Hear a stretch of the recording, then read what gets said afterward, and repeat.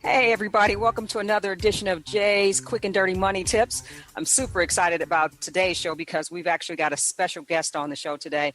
But before we get into that, I want to take a minute to thank all of you guys for listening these past few weeks and for providing the feedback. We've really been taking it all in and really trying to enhance each show, make each show a little bit better than the one before.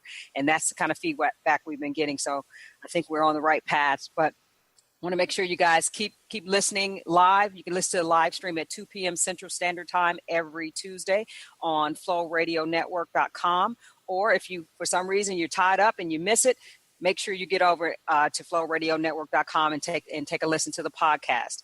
It's always available there. So with that being said, I want to make sure you guys know how to find us.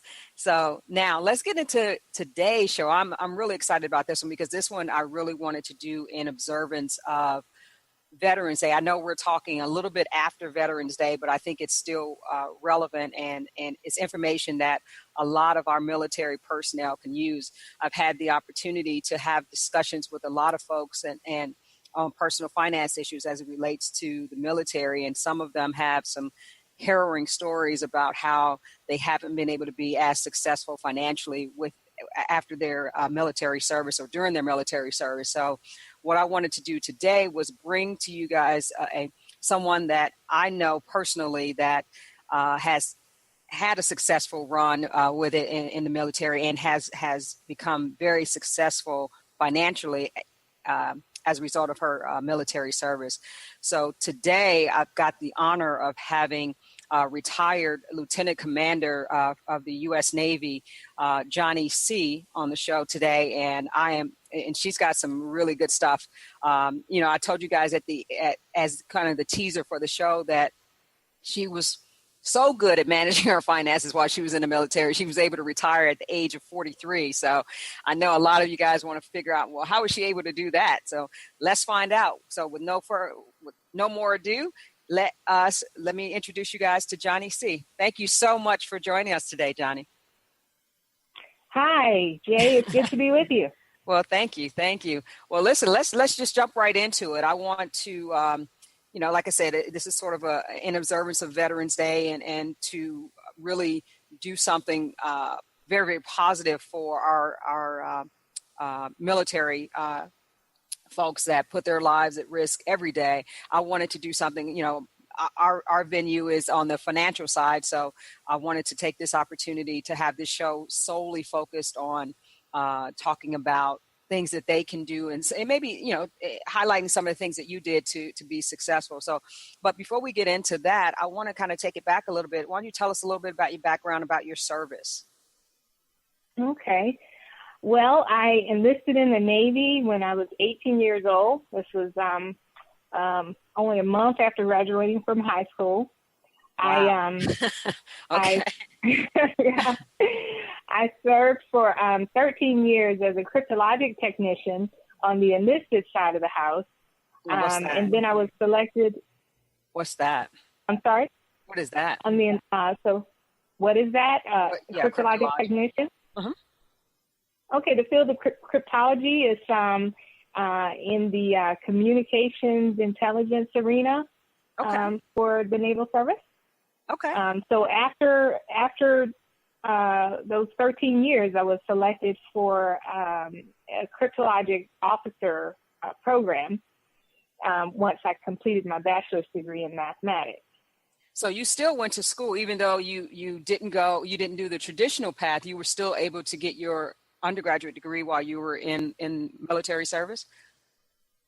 Yes. I had a great opportunity, not just for my bachelor's degree, but also for my master's degree. I completed my master's at the Naval Postgraduate School in computer science. So both those degrees were completed while on active duty at no cost to me. I was a full-time student for cumulatively about 4.5 years of my active military service.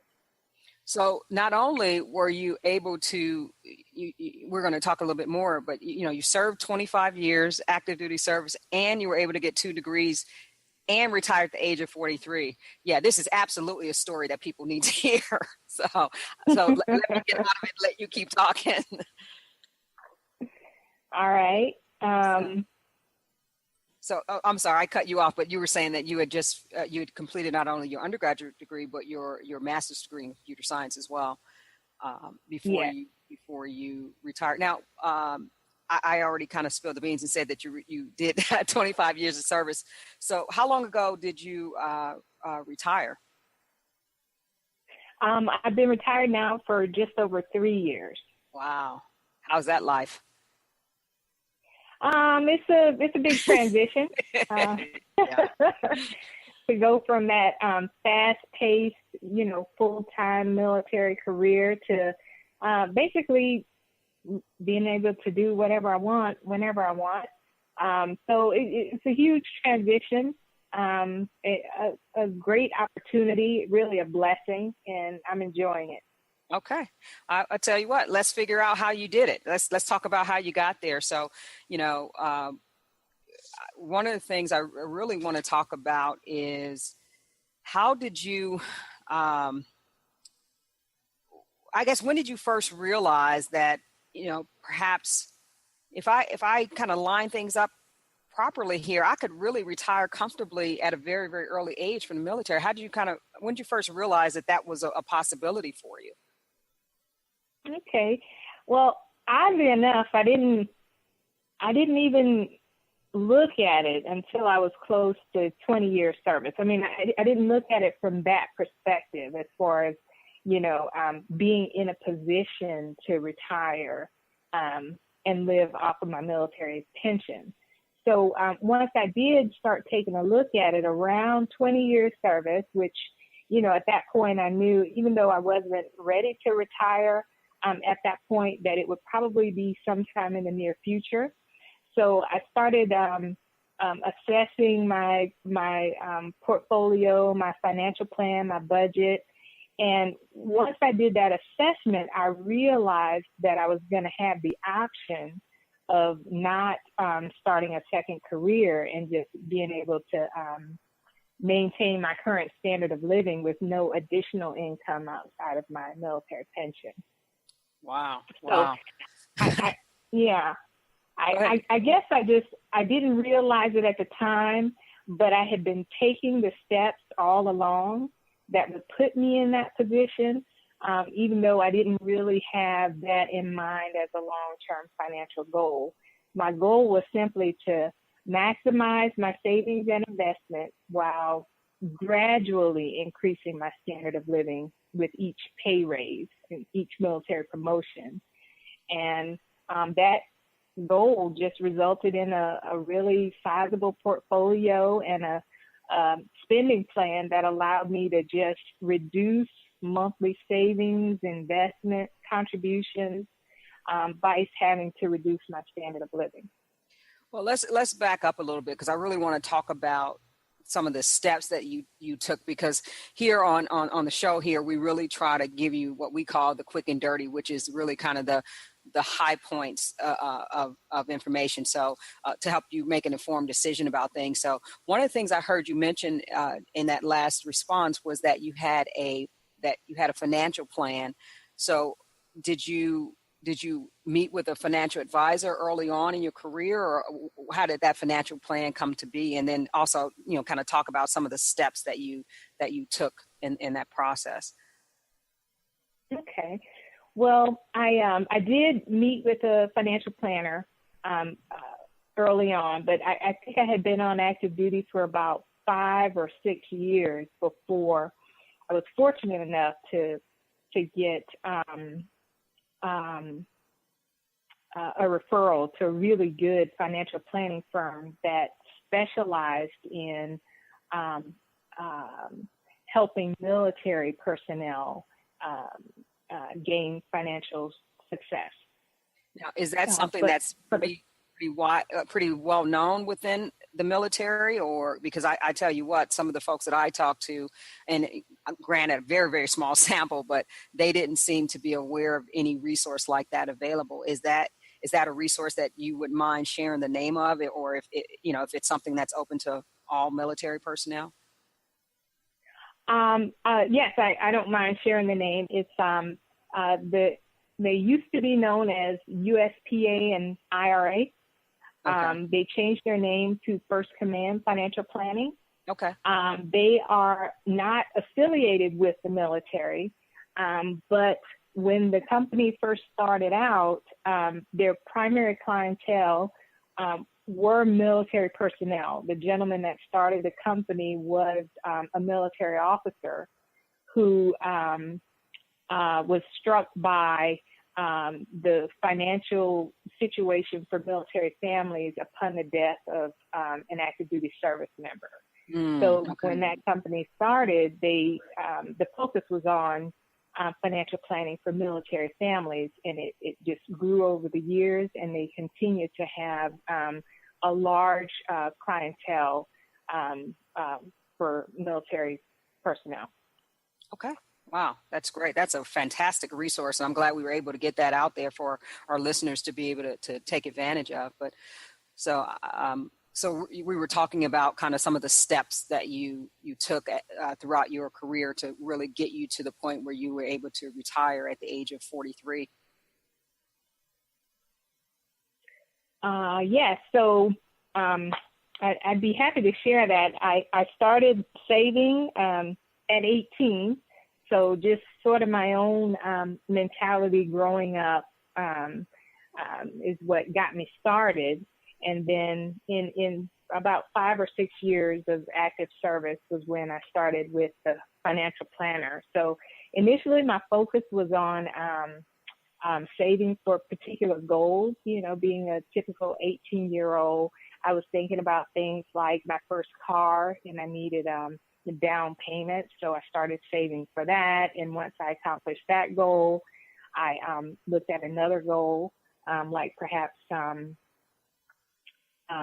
furniture items for a new apartment, and clothing items, things like that. But then that turned into focusing on an emergency savings with a modest baseline to cover things like car maintenance and repairs. Being active duty, sometimes we have emergency leave situations where we have to travel long distances for, say, funerals or any kind of family emergencies. So you want to make sure you have the funds for that type of expense on short notice. And then after establishing that and budgeting that, because that's important for replenishment. So whenever you have to use that emergency fund, you want to make sure your budget is set up in order to build that back up. I started focusing on purchasing life insurance to supplement the military group life insurance policy. And I also began contributing the maximum amount to an IRA. Let me jump in real quick. Something you said kind of triggered a thought, because actually my next show is going to be on kids and money. And one of the things that you said was kind of how you grew up is what was the impetus for you starting to save at the age of 18. Were you taught some pretty strong financial principles when you were growing up so that you already kind of knew how to kind of get on this path or kind of lay out these steps when you joined the military?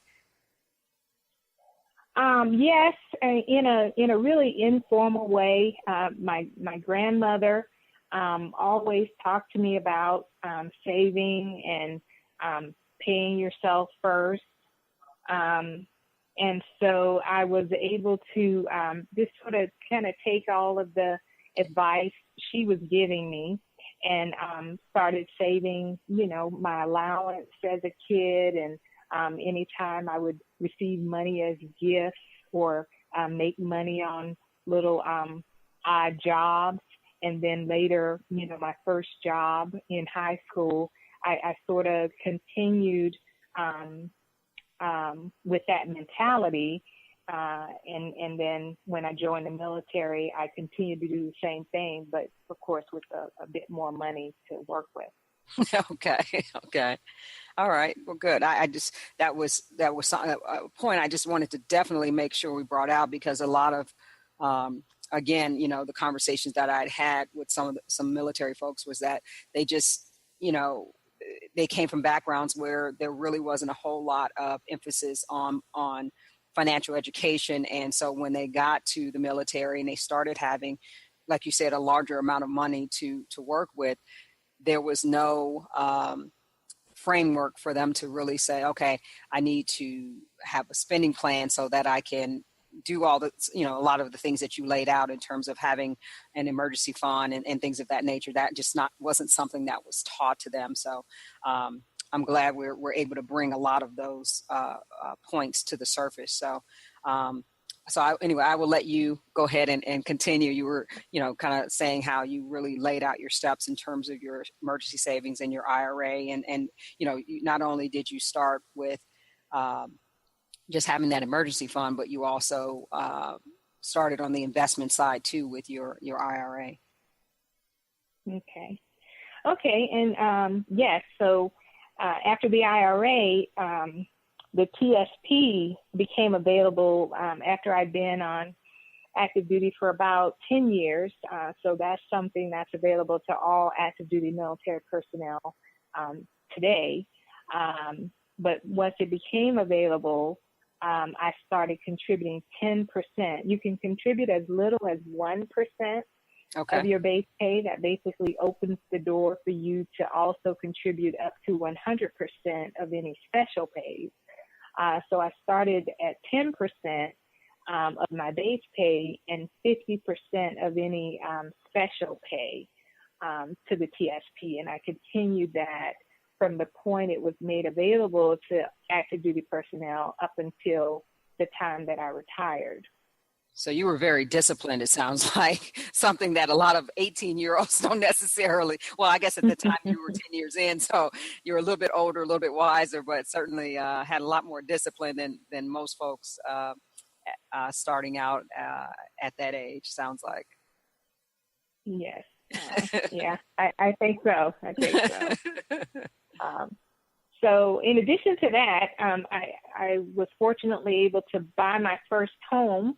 And I was still active duty, so I bought it not for the intention of me living in it. I actually bought it for my mother to live.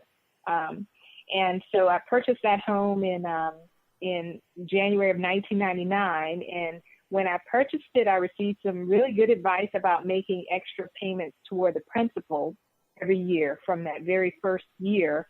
I knew how much I could shave off of that 30-year mortgage. So I started doing that and continued to pay additional money on the mortgage until I paid it off. I was able to pay it off in 10 years, actually. I paid it off in January of 2009. I was able to pay that mortgage off. And then I was fortunate enough to be able to purchase a second home in January of 2005, which was for the purpose of living in. And I was able to pay that house off in 8 years, in just over 8 years. That is fantastic. So I own two homes outright, so 2 real estate properties outright. And then after paying off both of those properties, I decided to adopt a debt-free policy in order to just negate the impact of interest expenses on my financial plan. Okay. So you've got 2 paid off houses now. You got money in your thrift savings. You got money in investments and all of that. So now you just at the point where, so are you still kind of in the sort of debt-free, pay yourself first mentality right now, even as a retired military member? Yes, I would say even more so now. Okay. Because, I have less income to live off of, or just, less income to budget with. And so I still have the debt-free mentality, and I had to take it up another level because I know in the future I'll have to buy a new car because cars only last for so long. Mm-hmm. And I want to be in a position to pay cash for the next vehicle. So not only a debt-free mentality, but a sort of get out in front of major expenses by, saving for those expenses well in advance of when they might actually occur. Wow. Now, I don't know if every military person that's listening is going to be as disciplined as you are and be able to adopt everything that you've kind of laid out for us. But I tell you what, you have really laid out some fantastic things or steps that someone could take that has, that's got such a that's in the military and has sort of a regimented set of regimented income, and they know kind of when raises and increases and things of that nature are going to come, and they can kind of, like you say, get out in front of them, so that if they know that once they are promoted, their income is going to go up by $10,000, then they can get out in front of that and say, you know what, I'm going to continue to live on what I already have now. And that $10,000, maybe I will do, kind of like what Johnny suggested. I'll take, I'll make sure I'm saving 10% of that base. And I'm not sure, would that be considered special pay? No, I guess that's an increase in income. That's not really special pay, but any special pay that they get, they can hopefully, again, like you said, continue to live as you were living and save half, if not more, of that special pay, so that you can continue to be in front of any major situations that might happen from a financial standpoint. Yes. Well, and in addition to those things, a couple of other things that I did was I used only major credit cards for convenience purposes and pay those balances off within 30 days. So I'm not paying any interest charges on credit cards. Once I got married, my husband and I decided to live off of only one paycheck, and have that second paycheck go towards those things like savings, investments, and life insurance. And also, we both allocated 50% of each of those pay raises from promotions, like you mentioned. If you're getting a $10,000 a year pay raise from a particular promotion, then before you ever receive that increase in income, go ahead and allocate $5,000 of that towards your savings and investments, and then maybe use the other $5,000 to increase your standard of living in some way.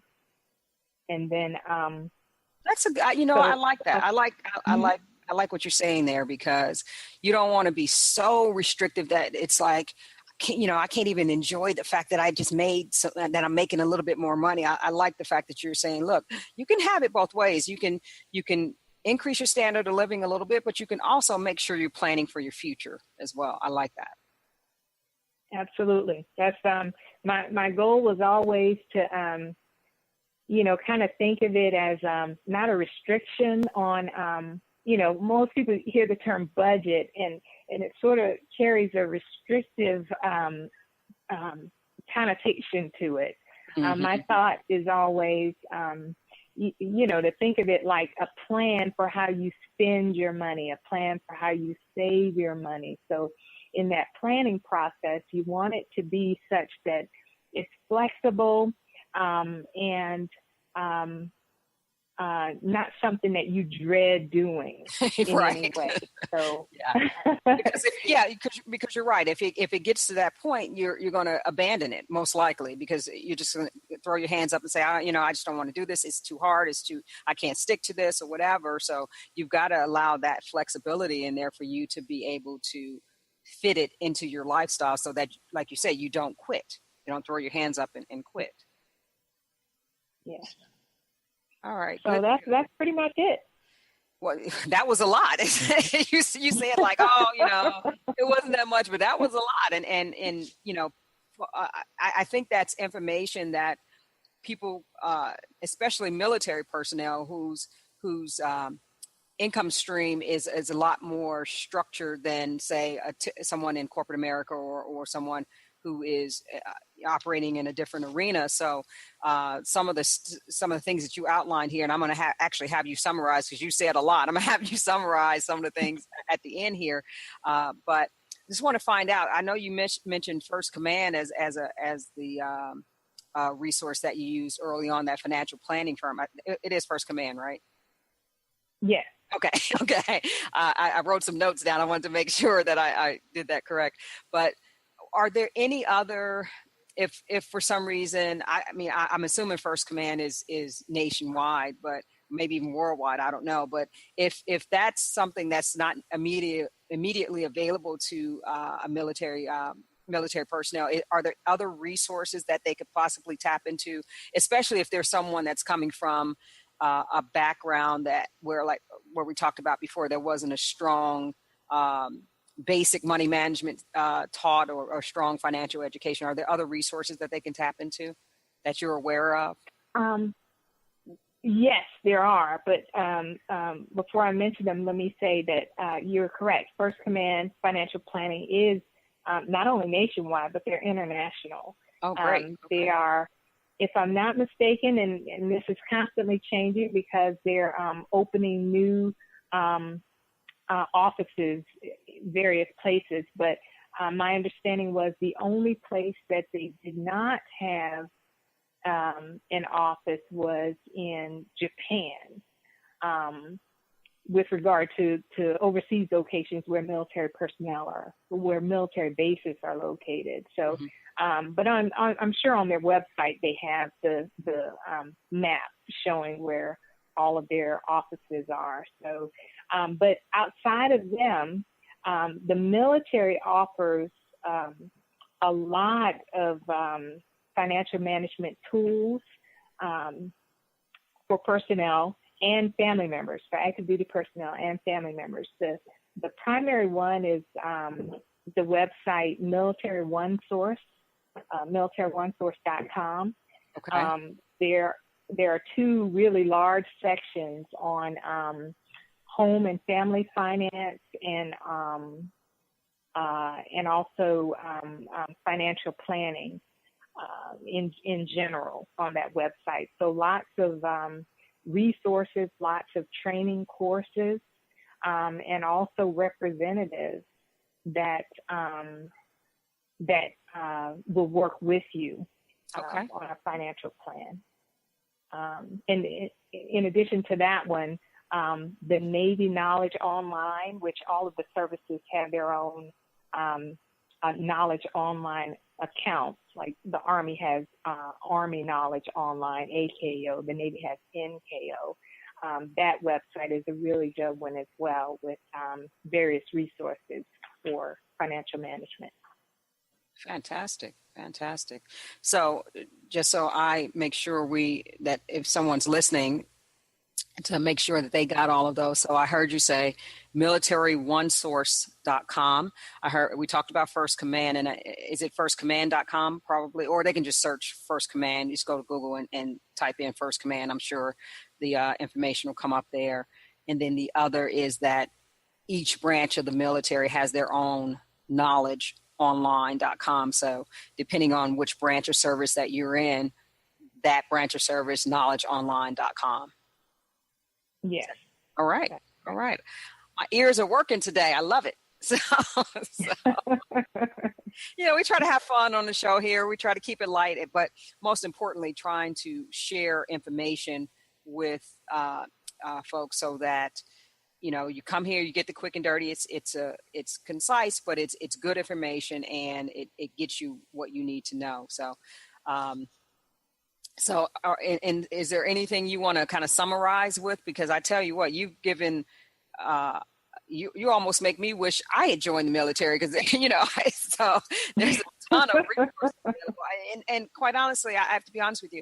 I'm not in the military, but I didn't really know, based on conversations with folks that were, it sounded as though, the resources may not have been there. So I'm glad you were able to really dispel and debunk that and say, hey, wait a minute, you may have to look for some of these things, but the resources are there for you to really be able to maximize your military experience, not only in the career path that you're chosen, but from a personal financial perspective as well.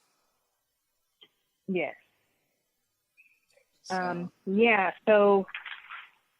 I guess in summary, I'd say, overarching is to adopt that debt-free, pay yourself first mentality.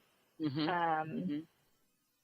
Because, if you have that mentality, then you'll structure your financial plan in such a way that you're operating to that end. And then, of course, minimizing your expenses and work toward operating on a cash-only basis, even though, you can still use the credit cards, but just use them in such a way that they're being paid off within the 30-day period, so you don't accrue any interest. You've just really reiterated the very first show that we did on spending plans and budgets and that sort of thing, because I really, in that show, I talked about living paycheck to paycheck, but I talked about it from a perspective that's not commonly used, and that is, you should really have your spending plan or your budget. What some people call it budget, some people call it spending plan. You should really have that structured in such a way that you know where every dollar is going, instead of wondering, now, what did I spend that money on? What happened to this? What happened to that? It needs to really be structured in such a way that every paycheck, you know exactly where the dollars are going. So there's no, none of that sort of lost money, so to speak, and none of that getting to the end of the month when all the money is run out, getting to the end of the money before the month is run out. That kind of, you get away from all those kinds of pitfalls, if you will. And then just to reiterate the point that you were just making about the credit cards, using them for convenience. Our last show, we talked about credit, and I like what you're saying there, because even though you're operating on a cash basis, it allows you to still be able to keep your credit file, if you will, active, and keep your numbers high, because not only are you utilizing your credit, but you're paying it off, you're paying on time, and you're lengthening your credit history, doing all of the things that will help your overall credit score. So, so thanks for giving me an opportunity to kind of plug those shows a little bit. Well, listen, Johnny, this has been fantastic. I really appreciate you taking the time to come on the show and really share your experience, your experience with everyone that might have a connection to the military, and hopefully they are able to find some information in here that they can utilize and be able to get themselves on the path to a greater financial footprint. A better financial footprint. So I want to thank you, but I want you to hang on a little bit here. We're going to take a quick break here, and we're going to come back, and I'm going to come back and close out the show. Live and rocking the nest. This is FlowRadioNetwork.com. Missed a show? To catch up, subscribe to the FlowRadioNetwork.com podcast via the iTunes Store, Google Play, or via www.flowondemand.com. That's FLO ondemand.com. Flow Radio Network Podcast. Well, thanks a lot for listening, guys. I appreciate your listening, staying with us. And I want to, again, thank our guest, Johnny C., retired Lieutenant Commander in the U.S. Navy. She shared some great information. I hope there was some stuff that I think I'm going to utilize as well. So hopefully you guys got out of it as much as I did. Definitely want to make sure you guys tune in next Tuesday at 2 p.m. Central Standard Time, where I'm going to be talking about kids and money and we kind of talked about it a little bit on the show today, where, we want to start building that financial base and that financial knowledge in our kids early so that they don't grow up to be adults that are struggling with their finances. So we want to get them early. So that's what we're going to be talking about next week. Hopefully you guys will tune in next Tuesday, 2 p.m. Central Standard Time on FlowRadioNetwork.com. Take care. This is FlowRadioNetwork.com.